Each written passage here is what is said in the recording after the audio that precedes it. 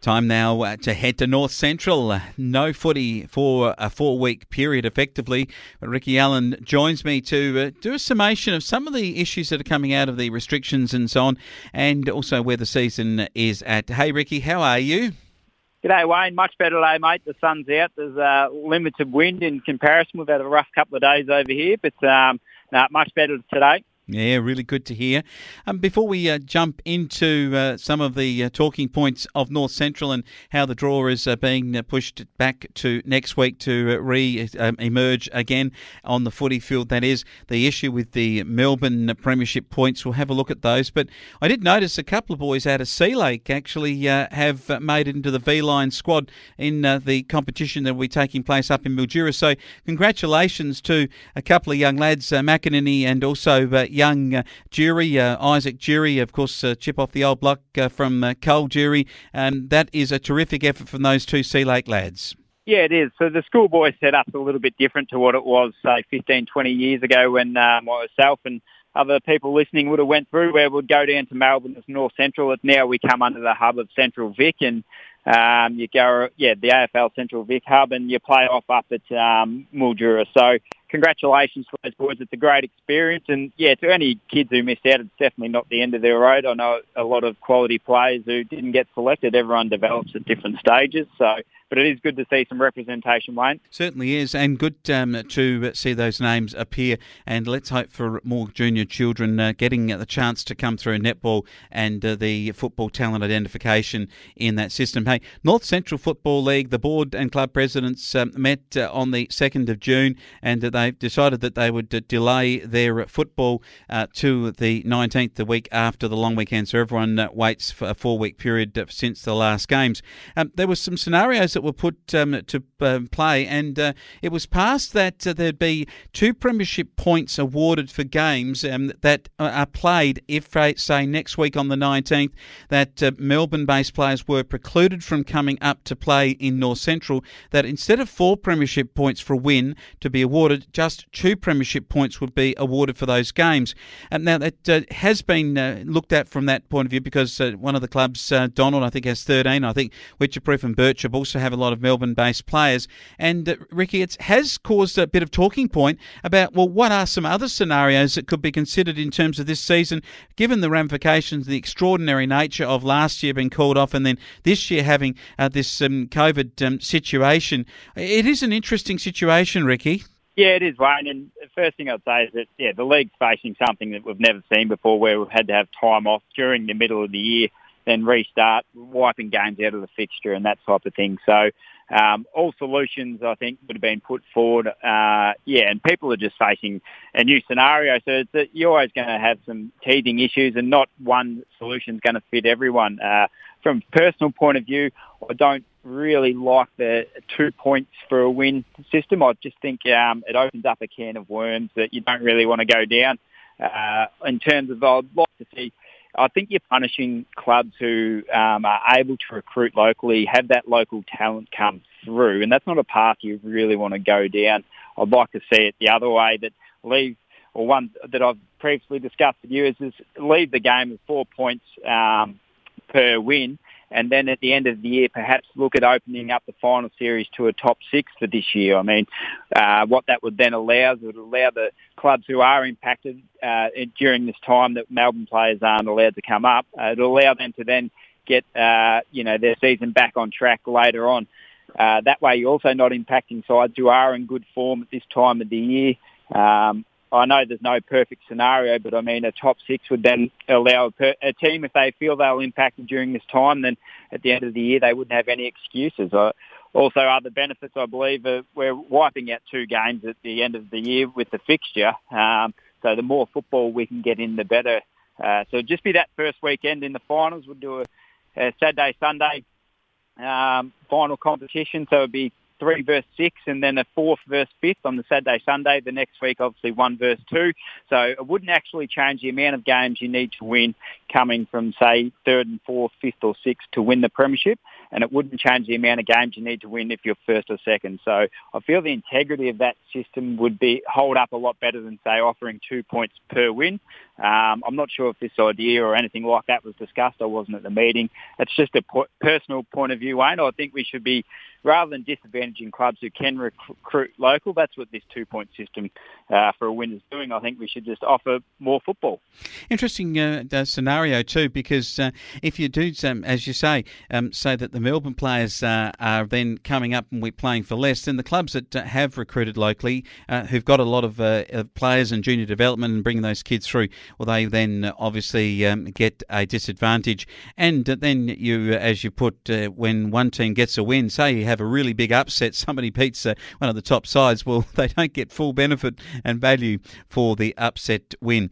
The other scenario to have a look at is the fact that round 7's been moved to round 19. And then we see the swapping of the home venue for what effectively is the abolition of round 15 and round 16. Those two games have become the fill-in matches that we've actually missed in order to everyone play everybody. I think the league's probably done a really good job to get that sorted, Ricky.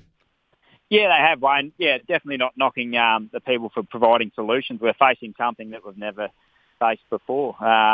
So, yeah, I think they've done an excellent job. I just would like to, from a personal point of view, I'd like to see the 4 points. I mean, what it means is the teams who are on top, and for example, if we look at the ladder now, because Wedderburn had that draw early in the year, they're 2 points above Birchip. So it makes Birchip's job a lot harder to get that second position back if games go to 2 points.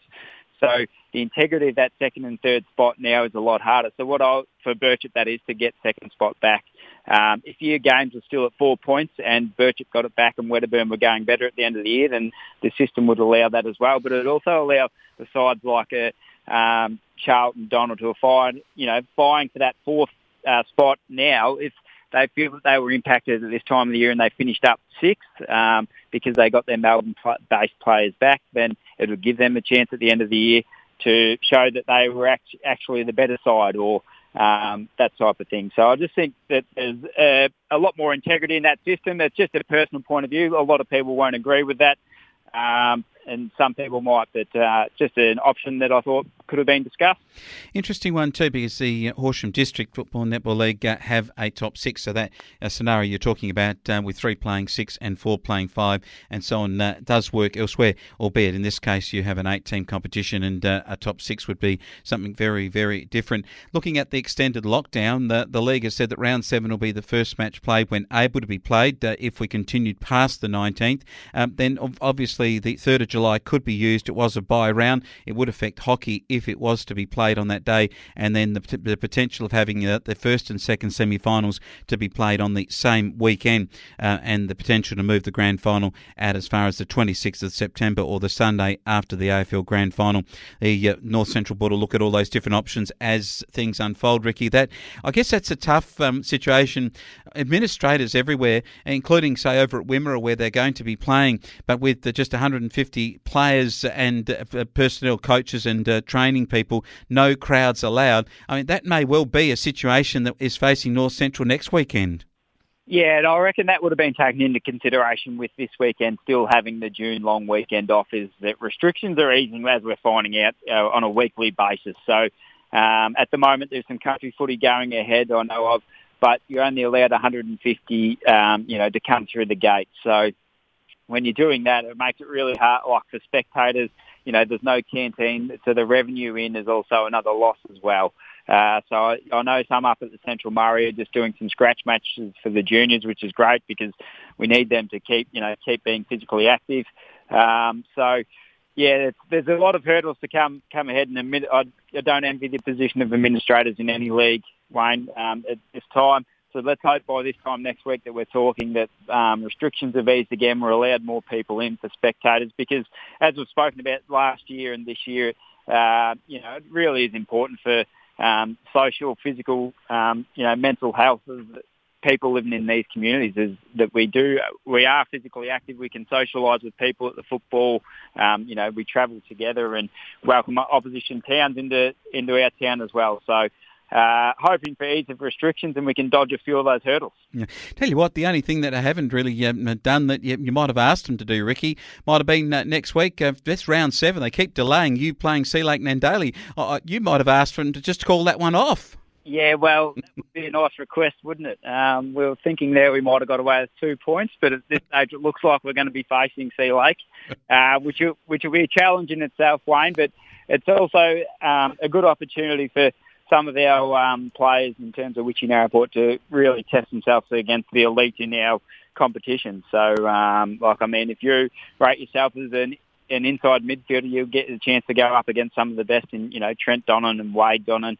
If you rate yourself as a backliner, you can go jump on Billy McGuinness. So these are the players that, you as an individual, you should be targeting yourself to be as good as player as you possibly can be. And the way you do that is test yourself against the best. Yeah, good point. Leading the best goal kicking, you mentioned Billy McGuinness. He's on top with 20 goals. And Daniel Castellano, your Castellano watch each week, has yielded a Birchip Watcham player 18 goals. And Cody Gunn, 17. Will Holt, 17. Reece Thompson from Charlton, 17. 15, I should say. And then coming up in the next placings, we've got Will Sheehan from Birchip Watcham on 14 and Wade Donnan out of the midfield for Sea Lake Nandaly on 13 goals for the season. It's been a pretty good year. In terms of where the ladders are at the moment, it has on top of the table when we do resume, Sea Lake Nandaly, they haven't lost yet, 24. Wedderburn have got 18. It has been a drawn game there with early in the season when they took on Donald. And then Birchip Watcham in third with 16. Bort 12 in fourth place. Charlton 12. There's a bit of a gap to Donald 6 and Witcherproof 4 in the competition. Just a quick comment. How do you see, that top 6 idea you had's an interesting one because it would give Witchy still a chance of making the finals and Sonata also on the bottom with 4. But really looking at it, it's a 5-team race at the moment to get to the top 4. Yeah, that's right, Wayne. So a lot of people will probably think that's why I'm suggesting to, allow Witchy a better chance to make the finals. But at the end of the day, if you're good enough at the end of the year, then you should be playing finals. Probably our main concern at Witchy is the 8 players that we're then going to have to get to represent our second side. We've had good numbers this year in other years, but I don't see a lot in terms of 8 players spectating missing out on a game most weeks. So that'll be our main challenge as a club going if the restrictions aren't eased by next weekend. Yeah, it's going to be interesting. I think all clubs will be looking at that too in their reserve grade if they've got those Melbourne players short and particularly how they will come up. Donald, I think probably more so than all the other clubs. Birchip Watcham will lose some of their star players too. It is a very interesting season, one that great to get your commentary on it. Ricky Allen on North Central Football. We'll catch up with you next week. Thanks, Wayne.